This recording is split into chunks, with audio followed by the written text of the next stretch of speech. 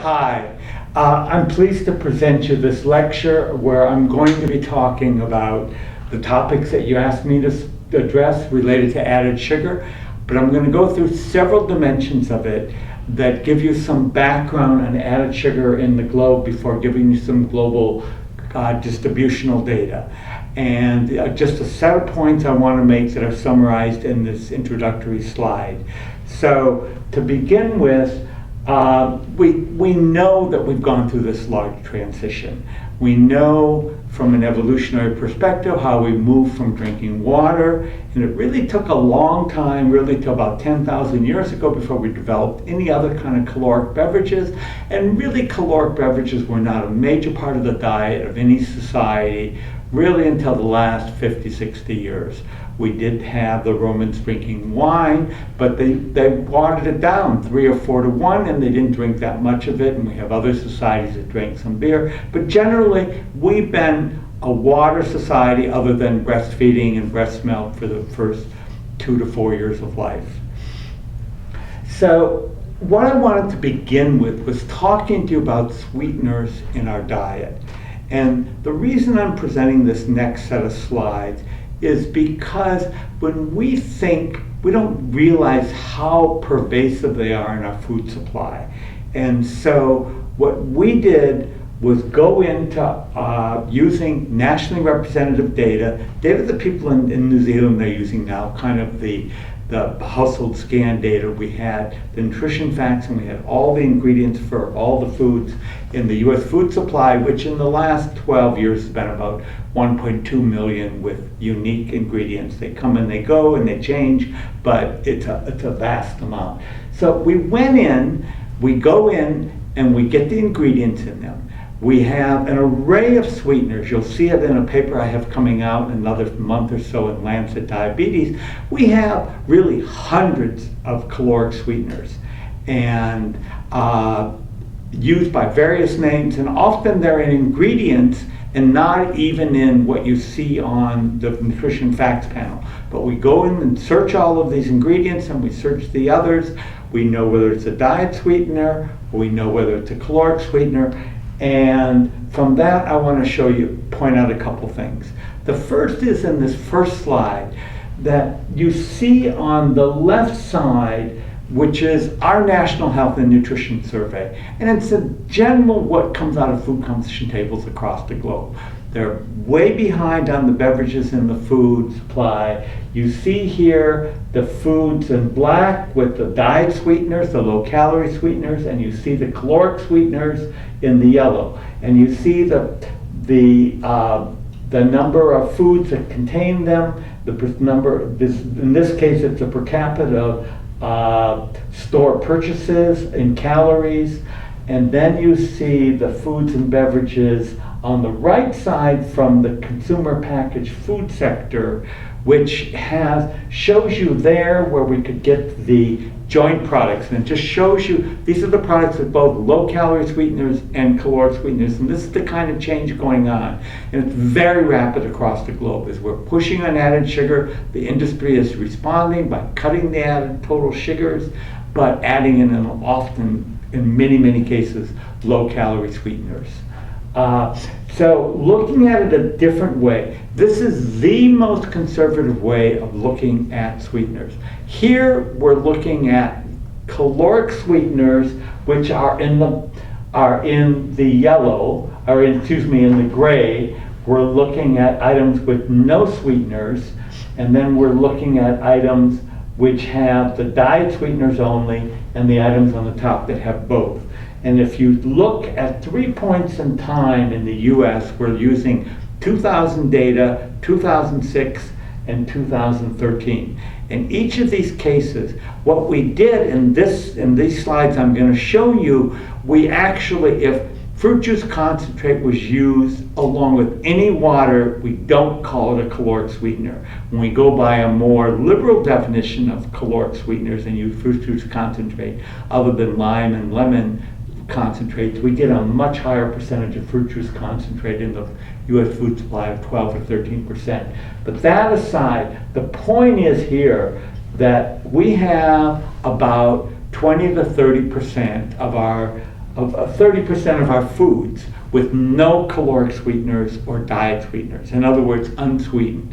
That is in the U.S. commercial food supply. In contrast, in our food supply, in the beverages, you'll see not such a big difference. And that's particularly because of the water and all these kind of flavored waters which have no sugar in them. And then, of course, the diet beverages on the top. So you see, get some sense of the omnipresence of sugar and sweeteners in our diet, in our food supply. And they're not only used to sweeten our food, they're also used for other fillers and other kind of things that food scientists need them for as they prepare commercial processed foods. But the reality is that this is kind of what the global food supply looks like, more than you can imagine. I don't think, when we've looked at a few other countries in the low and middle income world with the same kind of data, that we have a very big different pattern. So I doubt if it's all that different in Australia and New Zealand. Now we move and we look at them by weight in grams, and you see the same kind of picture. And when I go to the third one and I look at calories, you see essentially about 70% of our calories in foods, and a lesser amount of our calories in beverages come from with sweetened products. And again, this is a very conservative side of this fruit juice concentrate. When I use a liberal definition, it's in about 10% of our foods and 15% of our beverages. I want to shift from that and start with the US, because the US is kind of changing, and I think it's a trend that we're going to see in the Australia and New Zealand world, and I think we're also going to see this in the UK, which is going to be aside from the kind of things that we see that they've been doing to us in advertisements over the many decades, we are seeing in the US this change in our caloric intake, and particularly in beverages. As you can see here, we give you the change in caloric intake of beverage calories per year, and it went up quite significantly until about, in our country, we peaked in about 2001 and 2 in caloric beverage consumption and purchases, and then it's declined to what we see now of about 168 calories for children and a little bit less for adults. And this decline is meaningful and significant, and it's really based on a shift initially to diet beverages, low-calorie sweetened beverages, but then more recently in our country toward water and away from diet beverages, partly because of kind of the blogosphere that talks about the adverse sides of many diet sweeteners, not because of the science. So now the last point I want to make on added sugars is kind of something talking about the distribution. This slide presents 5 quintiles of caloric sweeteners you consumed in the US diet, and it excludes the fruit juice concentrates. So it excludes approximately 5 or 10% of the foods and their sweeteners in our diet, depending on how you want to measure it. But the point I want to make with this is that you see over time in the US, you see the top quintile has really gone up and down slightly, but the point is, for the bottom 40%, bottom 20% are the only group that consumes below that 100 calorie threshold that we would like to have people be under with added sugar if we really had the best kinds of diets and reduced our added sweeteners the most, particularly our caloric sweeteners. So that you see in our country that distribution. That's the same distribution I find in Mexico. It's the same distribution I find in any country where I look at sweeteners and I have a way to look at added sugars in the diet. The fact is we have a really large maldistribution. We have a set of very high consumers, noted by the upper 40% with about 350 or more calories a day now from caloric sweeteners, ignoring the fruit juice concentrate, which probably adds another 20 to 40 calories to added sugar intake. So this is what we would expect in any country. And these groups, these high consumers are the groups we're trying to shift. And it's not necessarily easy. In fact, in Mexico, initially after the tax started there, we actually saw a bigger shift in the low consumers. And as we follow that further ahead, we're expecting that we'll find more of the high consumers shifting as the price effects and the addictive natures change and they cut down. But initially, we cut more on the low end, which wasn't what we wanted from a health effect. So now I'm going to give you kind of a global picture of this. And what we have here is Euromonitor data, which many of you know, which represent sales of the major brands and most of the brands that this global food company could capture from commercial data sets across in each country. They get the sales by each item. What is unique about what I'll show you is that we had worked with them, now they'll be releasing to the public, but we had worked with them to collect the calories and to beta test the caloric side of their collecting country by country from nutrition facts panels and from the internet, the caloric intake of the different beverages. And so I'm going to give you some sense on a regional level and then on, for some countries, of some of these trends on across the globe in caloric sweeteners. Here we start on a regional basis. And as you would expect, the US and Canada lead the world.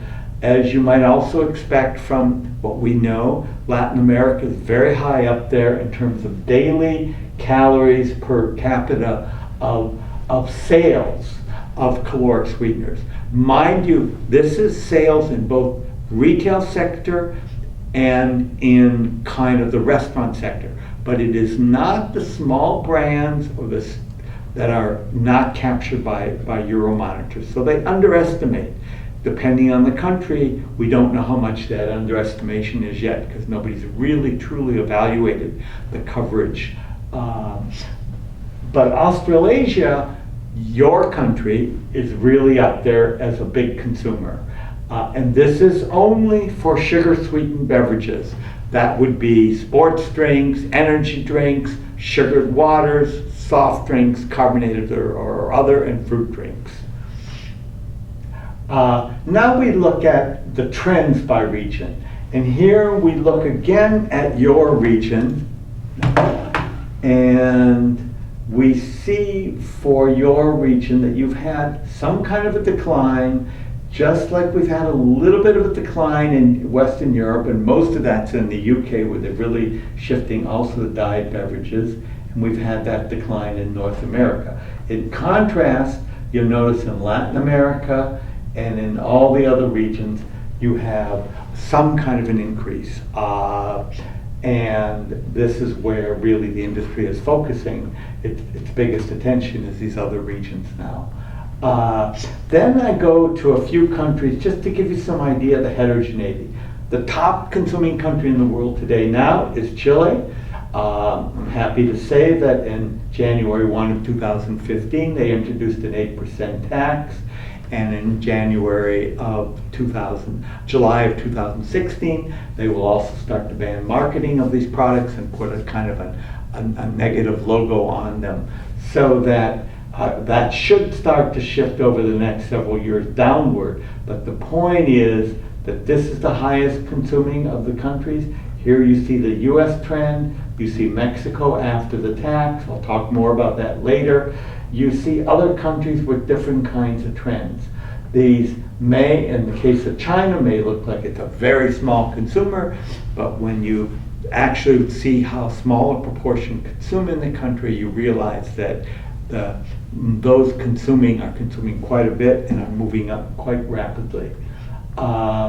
Here I supplement this with just looking across the globe. I wanted to use this to find Australia and New Zealand, and you're both up there in the top set of countries. If we move down, you see a much smaller set of countries. Now, all of this data is wrong, is not correct.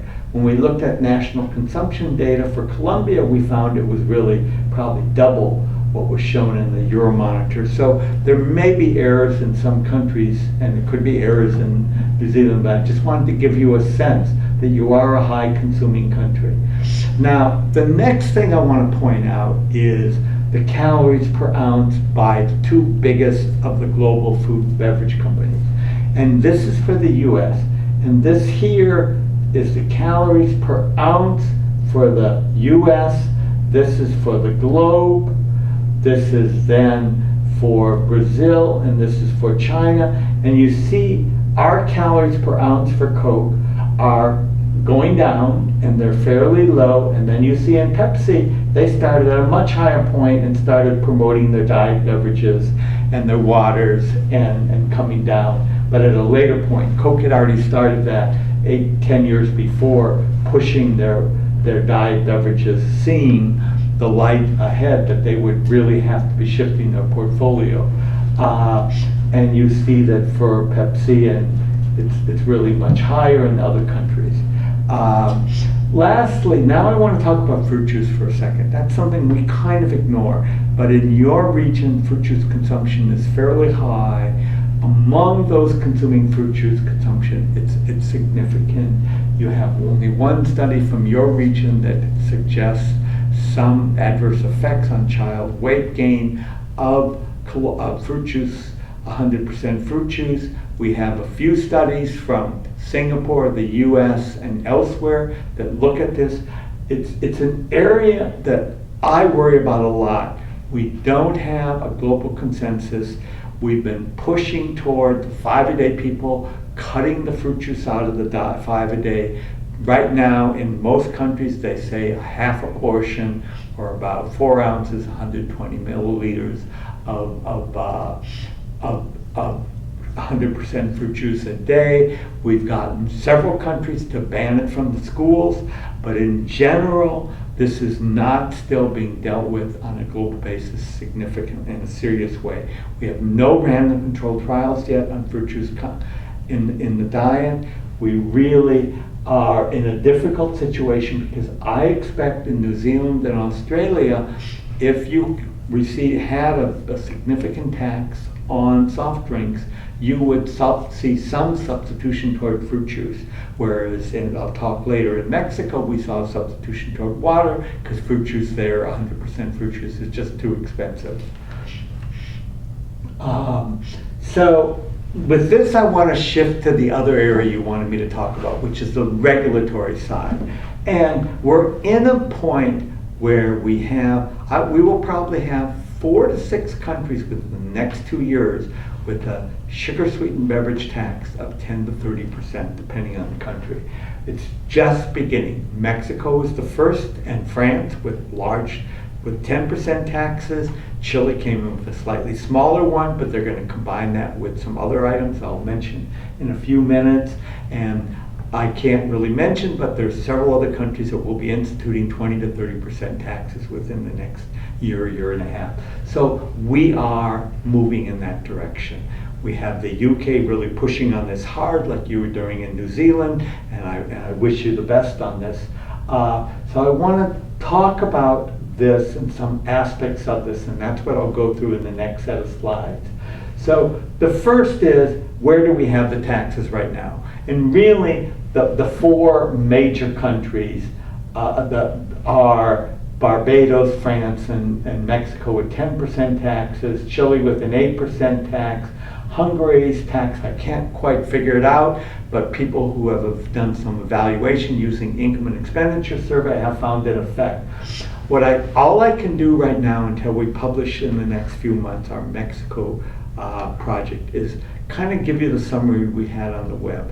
But essentially what our results show, we have 2 taxes in Mexico. The sugar sweetened beverage tax of 10%, and what we essentially find is that the effect of the tax increased month by month over the first year of the tax. So that by the end of the year, we found in low-income households a 17% decline. We found overall, by the end of the year, a much larger decline than we found on the average. And this is what we call the addiction effect in economics, that we find when we put in a tobacco tax, an alcohol tax, and now we've shown it with the sugar sweetened beverage tax, people take time to adjust their habits. They're paying more initially, but slowly they start to remove that component from their diet more and more. And certainly in the case of Mexico, we saw that. And it's noted on the website of the National Institute of Public Health in Mexico, and I just summarize it here in this slide. There are also selected countries in the Western Pacific that have taxes as well, but with no evaluation at all. Mexico is actually the only country that's doing a very serious set of different kinds of evaluations, monitoring behavior of industry, as well as monitoring what's going on with the revenues, and in this case, studying very detailed, nationally represented data on household food purchases and how they're changing. So then I want to bring up Berkeley. Berkeley is the only city in the US.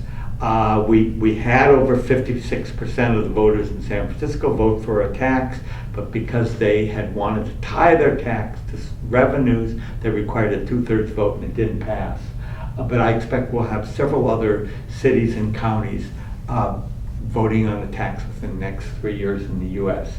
In Berkeley, you've seen different kinds of results on this. We're doing with the Bloomberg Foundation, philanthropies, and with a group in Berkeley, a very serious evaluation on both changes in diet, changes in prices, changes in sales in the stores. And I want to just give you the first set of results were our price data. And what we essentially found is that Berkeley had trouble implementing this. A small city never really implemented an excise tax on distributors or any other kind of tax. And what they essentially did was implemented it initially starting in March 1 of 2015 in the chain stores. So in the chain stores, we saw 100% pass through. Essentially, that 10%, that 1 cent an ounce tax was passed through. In fact, we saw a slightly larger increase in some of the chain stores, but we saw no increase in the non-chain gas stations and small convenience stores. And then we presented that data to Berkeley, and they're now the implementation group hired to help them implement. Will be moving to educate these other stores to start collecting that tax. That happened. We saw that both from our price surveys that we did in a set of stores, but we also saw it in the retail outlets where we have every sale with the exact price from scanned sales data. We found the same pass-through, and we found it took time. The stores slowly increased the price. They didn't want to do it all at once, but by 3 months after the tax increase, and certainly by 4 months, it was 100% pass-through. And in some of the retailers, one of the interesting things, it was actually passed through in other retail outlets of theirs because they practice regional pricing, so they tax not only Berkeley but Oakland, a neighboring community. So I want to talk about other kinds of changes going on.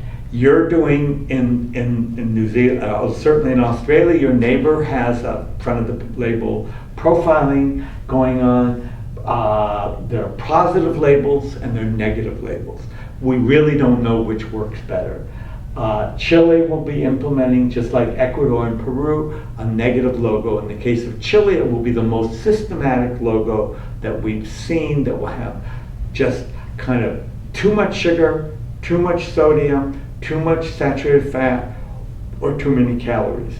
And it will be essentially done on non-essential food or junk food, and it will be combined with a ban for every one of those same foods that has any of those too much on them. It will be combined at the same point with a ban in marketing.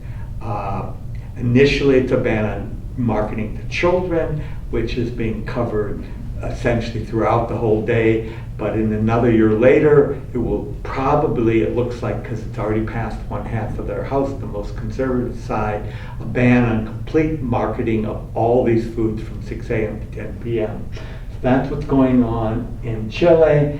Thailand is talking about using the logo and also adding a ban on marketing. These other countries that I note here have a positive logo, like the Scandinavian Tick or the Choices International logo, which exists in the Netherlands and Hungary, I think, or Poland, and is being adopted in a number of Asian countries noted above.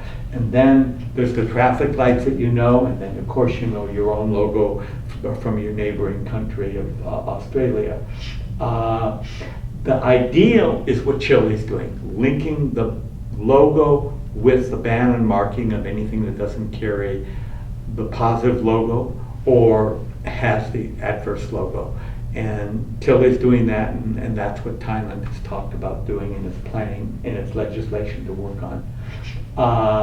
So this is the kind of logo you see in Chile, and I want to move on and talk about the food marketing part. And I mentioned Chile, which is really the most systematic ban. They're doing it over 3 years, but we suspect what they're doing is they have a different level of saturated fat, sodium, added sugar, and energy in the first year, and they make it tighter and tighter. But the changes, other than for sodium, aren't so great, and we expect the industry will try, if they're going to reformulate to the bottom area. They're not going to do a little reformulation each year, although they have done that in sodium, and they have done that in the cases of sugar in some countries. Brazil had a great law. It's held up in the courts right now. Peru and Ecuador have laws that haven't been implemented yet on marketing. And other than that, and little marginal kinds of things like cutting off children's TV marketing 5 to 7 p.m., we really don't have systematic national marketing controls in the low and middle income world. We do have some in Scandinavia. We do have them in Quebec, in Canada, but we don't have really strong international or national ones. Chile, what's interesting is it's not only on TV, it's on internet, it's also on placement in TV shows, and it's in placement in movies, and it's in movie theaters. It's essentially, and billboards, it's essentially across the board. The schools, as you know, across the globe, we probably now have close to 30 countries where they ban in schools sugary beverages. Some have done this only in elementary and middle schools and not in high schools. Some have combined that with bans also on diet beverages. Some have combined that with only allowing low-fat milk versus high-fat milk. There have been an array, but in general, in-school banning, both marketing and sales, is really quite common and something that we have to understand. It's led in some countries to a lot of vendors around the schools. In China, we have a law that will, once it's implemented, which takes around 4 or 5 years, will ban vendors of all the soft drinks within about 1.5 kilometers of every school. So countries are trying to do other things as well, just like we have in tobacco and other areas. Food systems is a bigger issue. This is the question of dealing with our broader production and of food in a larger way, and of the sales, the retail outlets, the dealing with kind of the restaurant sector. And the only country that's really done much with the restaurant sector is Singapore. And it's done it in a very interesting way. It's put all the hawkers and vendors into kind of centers where they have to exist. They can't go out on the street. They don't have street vans. They don't have any of the other kind of mobile kind of stalls or other things. And they've worked with them on changing their oils, doing other things to cut the sodium, and it's kind of a long-term systematic process. They're working with them. Brazil is the most interesting in the schools. And what Brazil did was require that 70% of the food spent by each school must come from real food, not any packaged processed food, but real food. Also, to deal with local employment and bring them along, they required 30% be from purchase from local vendors in that same commune area, and they designed that in a fairly high quality manner. They've never evaluated it. We don't know what its impact is on either the kids in the school or outside the school. Aside from the push in high income countries for farmers markets, we really have seen very little. Little bits on urban gardening, other kinds of things. We've really not done enough on the retail sector. We have certainly not done anything on the production side for, in any sense, working to change the set of incentives related to what's being produced and how it affects our diet. So that's kind of where we stand on food systems. It's really the area where we failed. It's not like we didn't try. We've had meetings between the World Bank and other international agencies, WHO and others, back in the Brundtland era, trying to move on this, but it's been very difficult, almost impossible to date, to make major shifts in our global food system. Information and education, I don't think it's worth much. Really, most of the national education programs, unless we can ban marketing. But the countries where marketing is being controlled, I think the education effort stands a real chance. But there is a unique country. We have nutrition education in the schools, of course, and we with limited value and success. We certainly have other kinds of education programs that we've shown work, but it's a very difficult area within the kind of obesogenic environment we're in, with the billions of dollars the food industry spends across the globe on marketing.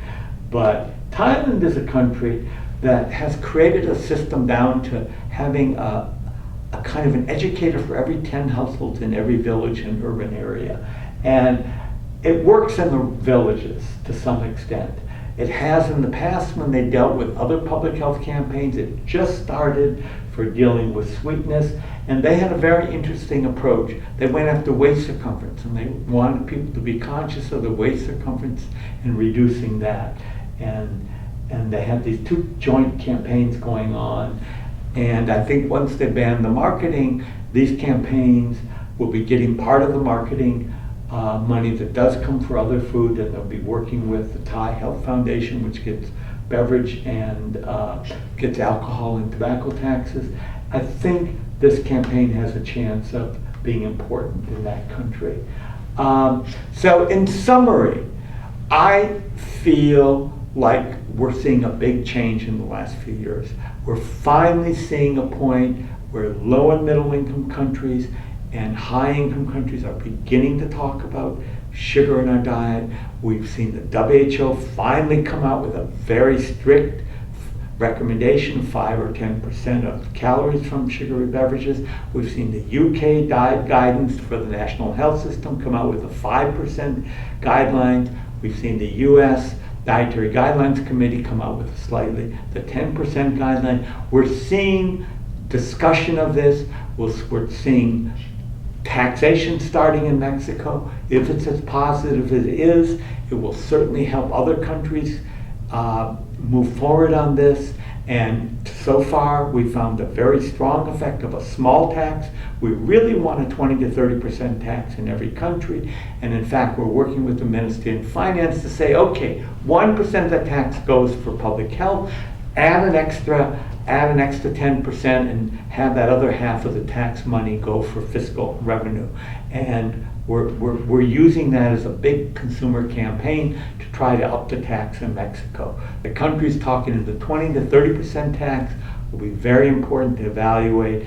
I don't know if the 8% tax in Chile, which we'll be evaluating, will be impactful, because Chile is a fairly high income country. But the fact is, we're beginning to get these national programs, we're beginning to get evaluations, beginning to see positive effects, and we're seeing these not only in terms of taxation, but in marketing and labeling, and it's that combination, I think, that's really important for helping us create a healthier diet. Thank you.